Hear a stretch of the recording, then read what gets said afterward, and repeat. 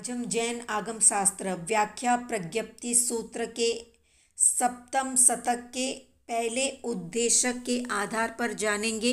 कि आखिर अंतिम समय में आत्मा जब सब कर्मों से मुक्त होने लगती है तो बिना कार्बन या सूक्ष्म शरीर के आत्मा ऊपर की ओर कैसे जाती है, आत्मा की गति कैसे होती है, आत्मा ऊपर की ओर ही क्यों जाती है, नीचे की ओर क्यों नहीं जाती, इन सब के बारे में जानेंगे। भगवान महावीर के प्रमुख शिष्य गौतम भगवान महावीर से पूछते हैं कि भगवान क्या कर्म रहित जीव की गति होती है। तो भगवान महावीर जवाब देते हैं कि अकर्म जीव या कर्म रहित जीव की गति होती है। तो आगे गौतम पूछते हैं कि अकर्म जीव या कर्म रहित जीव की गति कैसे होती है।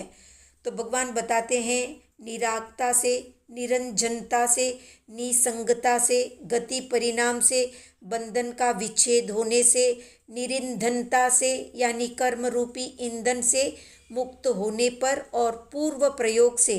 कर्म रहित जीव की गति होती है। अगला प्रश्न गौतम करते हैं कि निसंगता से, निरागता से, गति परिणाम से, बंधन का छेद होने से या निरिंधनता से और पूर्व प्रयोग से कर्म रहित जीव की गति कैसे होती है। तो भगवान महावीर एक उदाहरण के साथ बताते हैं कि एक बिना छिद्र या छेद रहित तुम्बे पर नारियल की जटा और रस्सी से उस तुम्बे को बांधकर उसके चारों तरफ मिट्टी का लेप कई बार लगाकर उसे सूखने के बाद अगर पानी में डाला जाएगा तो वो तुम्बा यानी जो पानी पर तैरने वाला तुम्बा है वो मिट्टी के लेप के कारण भारी होकर पानी में डूब जाएगा। वही तुम्बा बिना मिट्टी का होता है या बिना लेप का होता है तो पानी के ऊपर तैरता है। ठीक इसी प्रकार जब तक आत्मा के कर्म मल लगे हुए हैं तब तक आत्मा भारी होने के कारण तुम्बे की तरह नीचे की ओर यानी संसार में भ्रमण करती है, पर जैसे ही कर्ममल से रहित होती है तो सहज में ऊपर की ओर उठती है। तो निसंगता यानी कर्ममल का लेप हट जाने से, निरागता से और गति परिणाम से कर्म रहित जीव की भी ऊर्ध्व गति होती है।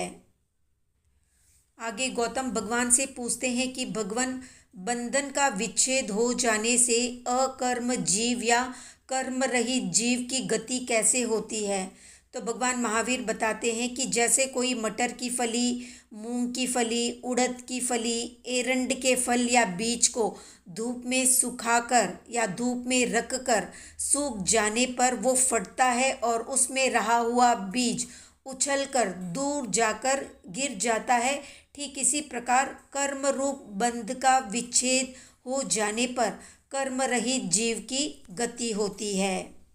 आगे भगवान एक और उदाहरण देते हुए बताते हैं कि जैसे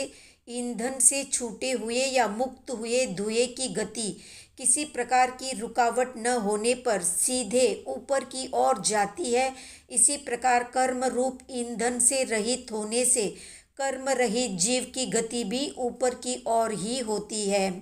अगला प्रश्न गौतम भगवान से करते हैं कि भगवान पूर्व प्रयोग से कर्म रहित जीव की गति किस प्रकार होती है। तो भगवान बताते हैं धनुष से छूटे हुए बाण की गति बिना किसी रुकावट के निशान की ओर होती है। ठीक इसी प्रकार पूर्व प्रयोग से कर्म रहित जीव की गति होती है। आगे भगवान महावीर एक और उदाहरण देते हुए बताते हैं जैसे कुम्हार का चक्का घड़े के बन जाने के बावजूद भी गोल गोल घूमता रहता है, ठीक इसी प्रकार जब आत्मा मुक्त होने वाली होती है उस समय उसे अपने पूर्व शरीर से एक वेग मिलता है जिससे आत्मा तुरंत शरीर को छोड़कर अपने लक्ष्य स्थान यानी सिद्ध शिला या सिद्ध गति में एक ही समय में पहुंच जाती है। तो संक्षेप में जानते हैं जैसे तुम्बे पर डाब और कुश को लपेटकर मिट्टी के 8 गाढ़े लेप लगाने के कारण जल पर तैरने के स्वभाव वाला तुम्बा भी भारी होने से पानी के तले बैठ जाता है, किंतु मिट्टी के लेप के हट जाने पर वो तुम्बा पानी के ऊपरी तल पर आ जाता है। वैसे ही आत्मा कर्मों के लेप से भारी हो जाने के कारण नरक आदि अधोगमन करती रहती है, किंतु कर्म लेप से रहित हो जाने पर वो स्वभाव से ऊर्ध्वगति करती है। मोह के कारण कर्म युक्त जीव भारी होने से ऊर्ध्वगति नहीं कर पाता। मोह के हटते ही या सर्वथा दूर होते ही वो कर्म रहित होकर ऊर्ध्वगति करता है। जिस प्रकार तिर्यक वहन स्वभाव वाले वायु के संबंध से रहित दीप शिखा स्वभाव से ऊपर की ओर गमन करती है, वैसे ही कर्म रहित या मुक्त आत्मा भी नाना गति रूप विकार के कारण भूत कर्म का अभाव होने से ऊर्ध्वगति स्वभाव होने से ऊपर की ओर गति करती है। जिस प्रकार बीज कोश के बंधन के टूटने से एरंड आदि के बीज की ऊर्ध्वगति देखी जाती है, ठीक वैसे ही मनुष्य आदि भव में बांधे रखने वाले गति, जाति, नाम आदि समस्त कर्मों के बंध का छेद होने से मुक्त जीव की ऊर्ध्वगति होती है। जैसे ईंधन से रहित होने से धुआं स्वभावतः ऊपर की ओर गति करता है, ठीक वैसे ही कर्म रूप ईंधन से रहित होने से अकर्म जीव की स्वभावतः ऊर्ध्वगति होती है।